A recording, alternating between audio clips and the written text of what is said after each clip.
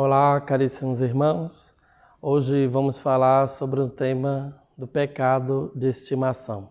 Muita gente nos pergunta isso, tanto pessoalmente como pelos meios de comunicação. Padre, eu tenho um pecado de estimação.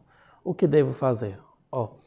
Logo de cara, a primeira coisa que nós respondemos é que nós precisamos procurar a raiz do pecado para eliminá-lo.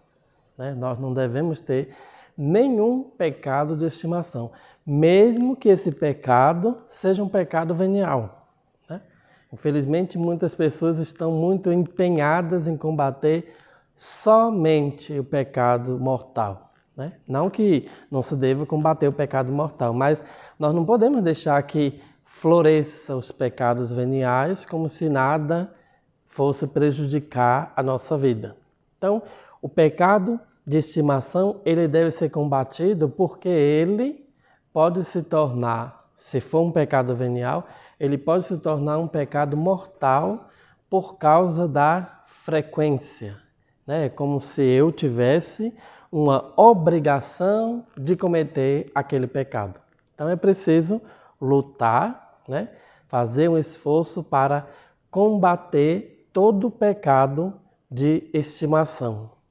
Então, quando eu vejo que o pecado de estimação ele acontece por causa de uma determinada ocasião que eu favoreço, então eu vou reunir forças para lutar contra aquela ocasião.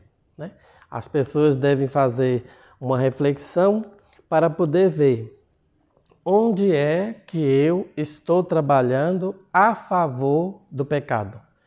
Onde é que eu estou favorecendo a ocasião de pecado? E ali eu vou investir com a minha vida de oração e com a prática das penitências para extirpar aquelas ocasiões, a fim de extirpar o pecado de estimação. Nenhum tipo de pecado deve ser pecado de estimação. Não importa se é mortal ou venial. Nenhum tipo deve ser favorecido. E nós temos os instrumentos para vencer. É a oração, o rosário, a penitência, a leitura espiritual, a meditação diária da Palavra de Deus.